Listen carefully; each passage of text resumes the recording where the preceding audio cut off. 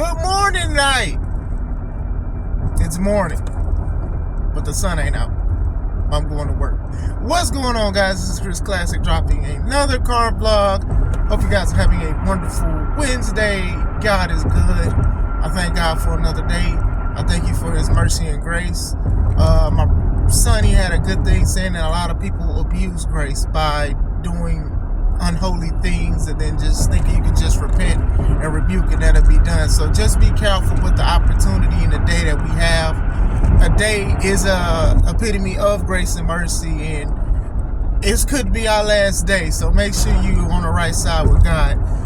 Make sure you subscribe to the channel, the Take It Home podcast, where we talk about professional wrestling topics. I interview wrestlers, and I put up my matches as Classic Alpha. Also, make sure you subscribe to my second YouTube channel, C3 Ultimate Wrestling, where we have a lot of our matches, me and my wife's professional wrestling company, and we're getting ready for our next show in April called Steal the Show in Crown Point, Indiana. So if you're in the northwestern Indiana area, please check it out. Tickets $5 off on Eventbrite. I wanted to talk about brother Cody Rhodes. Not all, but some people are divisive about him actually finishing his story at WrestleMania 40. Adrenaline in my soul. Some of y'all sick of Cody Rhodes. Like, y'all. Bars. Copyright 2024. C3 Ultimate Wrestling LLC. But anyway, a lot of people they prefer him not to finish his story. Some want him to, because this is basically a 2-year rivalry, basically a year between WrestleMania 39 and 40, but you get what I'm saying. The build up, the emotion, the matches, the injuries, the drama, the mama, the what? The llama. I'm sorry, I'm excited today. Anyway, going back into it, some don't and some do want him to finish his story. Me personally, I think he should finish his story. I know they're teasing that he should choose Seth because of everything, and then they're saying, situations with the injury of CM Punk. He should go against Roman.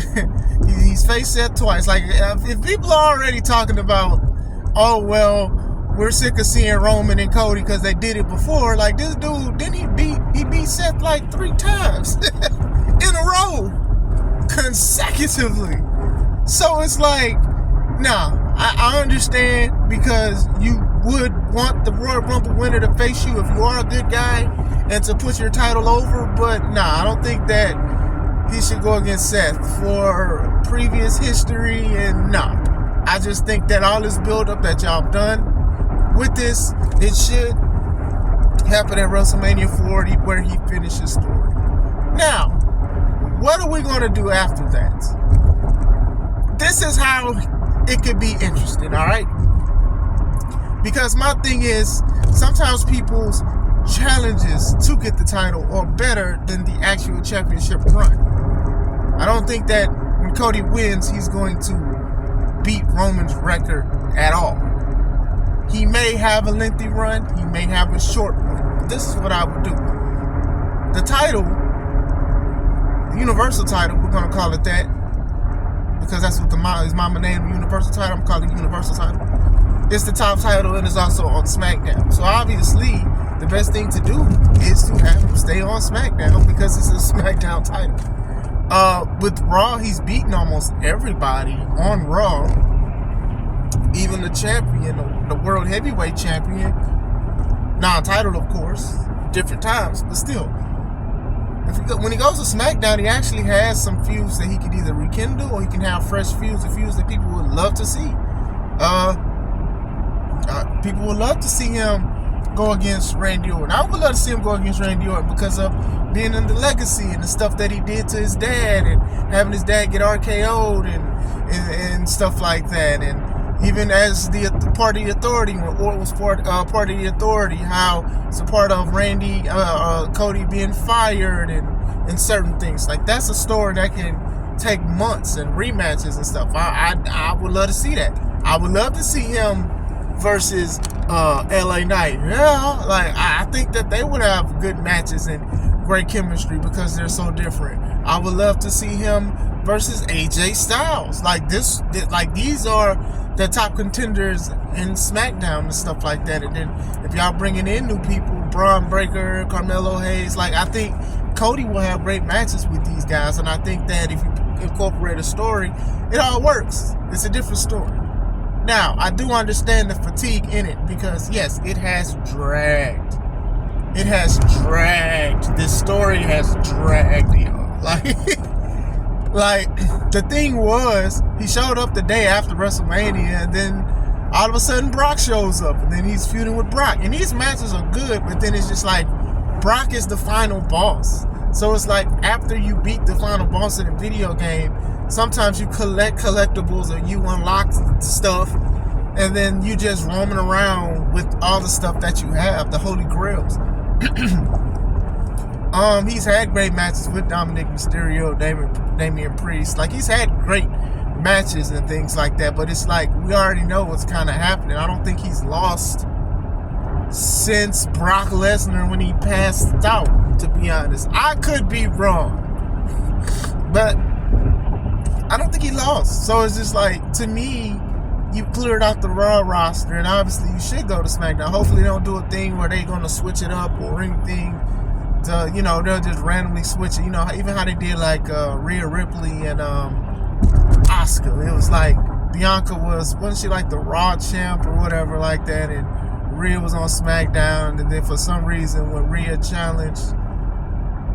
beat Charlotte, who was the SmackDown. I don't know. It was confusing. I don't remember much of it, but it was just like, why y'all switching? Y'all don't have to switch. I don't know. This is why I don't like brand separation. I understand it, but I do not like brand separation. But I think him going to SmackDown will be a breath of fresh air with fresh feuds. Listen, I can understand when Cody lost at WrestleMania 39, nobody thought he was going to come back the next year, maybe a few. I thought that, if they was going to try to rekindle this or have him rematch Roman after that, it would be a dud. But he didn't challenge him just straight after that. He went against Brock. He's had great matches, and he's done a great job. Even when he won the Royal Rumble this year, a lot of people loved it and they cheered for it. They didn't boo him like they booed Roman that one year he won and The Rock helped him. And The Rock was looking like, hold on, like, what's going on here? I'm The Rock. What y'all booing me for? But going into it, that could happen. Or you can have Damian Priest cash in.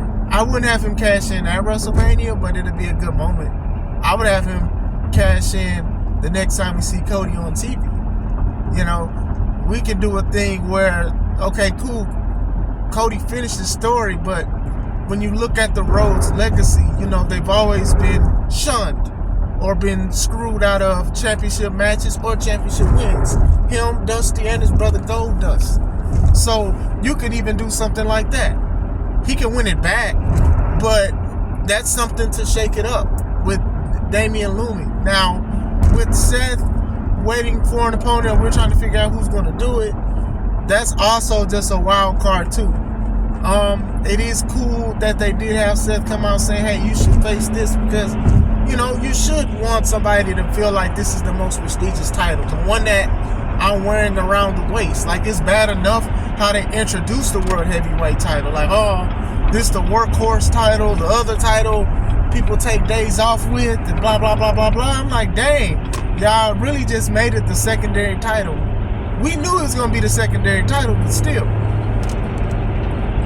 But there's ways to make it interesting and relevant. Like I said, but it's not much for him to do, and just go to SmackDown and have some feuds. I don't know how long he's going to have the title. Like I said, I think Cody seems like he's a better challenger than champion. And that's not a bad thing. That can actually be a good thing. That means you put so much prestige in the belt. I remember when Cody Rhodes was feuding with Nick Aldis, when Aldis was the NWA champ, and how Cody was saying, that's a title my daddy had, and I want the title that my daddy had, and legacy because my daddy had the title. And I know it's a lot of jokes about Cody's story is my daddy was Dusty Rhodes, but still, it was sentimental. I watched it. It was good. It was emotional, rightfully. So, I can see it. Like that was pretty dope. But I think he is a better challenger than a champion. I think when he finally wins it, it is emotional. It's going to be dope. Going to be a good thing to see. I just think that they should have did it at 39, but I definitely understand. Bloodline was money, y'all. And we know this. And I talked to my coworker, my homie, about it a lot. Bloodline is money. Like, to the point where people don't even want to see it really end. It's not the same what it used to be, but people are like, we would rather see The Rock. And this is also a wild card, which is also why I love when wrestling is so unpredictable, because we don't know what's going on. But obviously, I think every sign's pointing to Cody going against Roman, for real. So that's how I would do it. Go to SmackDown, have some great matches. It don't even need to be a long reign to me. Or have Damian cash in. You know, if Roman wins at WrestleMania 40, like, I'll be okay with it, but I'd understand people's frustrations. I think that Cody has done a great job with getting people behind him. Unlike AEW, where people was behind him and then they just start booing him. And I told people, I was like, they're going to boo somebody. Eventually, they're going to boo somebody.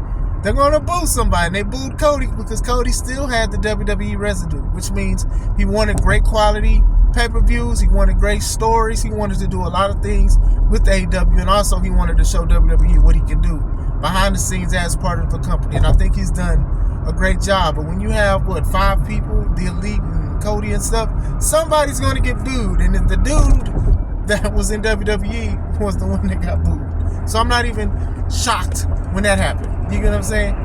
Like, Jericho was different. Jericho is a national treasure. Now he's just definitely so. He's a piece of something right now. But to a lot of people, Moxley, you know, everybody knew his independent history as Moxley before Dean Ambrose, and everybody loves this loose cannon thing that everybody's a fan of. So their residue with WWE, a lot of people didn't care for it. They cheered for it. They loved what Jericho was doing and stuff like that. But with Cody, Cody got that work. Regardless of how great matches he just had a lot of great matches in AEW, you know. But to see him go to WWE and then just get so much love, and then people come back and love him with welcoming arms, and he's putting on bangers after bangers, yeah, let him finish his story. And then after that, you know, obviously I think the build forward of the story will be bigger than the actual championship. But then again, Cody's a good worker. Cody has made this work for another year. We tired though. We like, bro, like, we had already pulled out our pillows, and I don't even think it's Cody's fault. It's just to try to have a story for a whole year and to have a match afterwards. It's just fatigue. Like, I remember when John Cena challenged The Rock after WrestleMania, when The Rock basically helped The Miz retain his WWE Championship. And then when John Cena called The Rock out, The Rock was like, oh, well, next year at WrestleMania, which I hated, by the way. And the anticipation is what carried that whole thing the first time. And then they ran it back and involved the WWE title. And both matches were good, but man, we was tired. And we knew what was going to happen in the rematch. We knew that John Cena was going to win. And then when The Rock won the belt, it was like, okay, we see what's going on. So yeah, I just think that sometimes it's not even just a wait and see. You know, when something goes on for a year, but the title stuff and your debut for 2 years, sometimes people just get tired of it, because it doesn't matter how much special. You can do a lot of special things, and then when you do a lot of special things, it becomes normal. That was kind of deep. I don't know. I didn't read that in the fortune cookie, but you do a lot of special things, it becomes normal sometimes, and then sometimes with normal, people get bored with normal. Him winning the Royal Rumble, that was a good test to see if people still was rocking with him, because people was rocking with CM Punk. And when he won, a lot of people liked it, a lot of people cheered, a lot of people was happy. The man is a hero that the world needs. That's how they put him. Now, or they could have him be like the Homelander and be like, hey, I fooled all y'all to support me, and now I'm the champion. Forget y'all. Forget y'all. I did this to be at the top of my family legacy, because my family is better than y'all's, and my daughter Liberty is better than y'all, and my dog Pharaoh is better than y'all. I got a hot wife that we ended racism with. Like, there's different ways to do it. I think the SmackDown thing will work. I think him losing it, having a short reign will work, and I even think him turning heel, Homelander style, that will also work, because I think he could definitely pull it off. So what do you guys think, man? Are y'all tired of it? Do y'all think he doesn't need to finish the story? Because I even remember when the rumors was he's not going to finish the story, and then he wasn't going to main event WrestleMania. Now look at us. Be careful with them dirt sheets. They call dirt sheets for a reason. They dirty, and sometimes it's not even a clean truth. Bars. But what do you guys think? Should he finish it? Should this be it? Y'all gonna wait another year for him to try to finish the story? Should he not finish the story? Should it be somebody else's time? Let me know. I hope you guys having a wonderful day. This is Chris Classic. Let's take it home.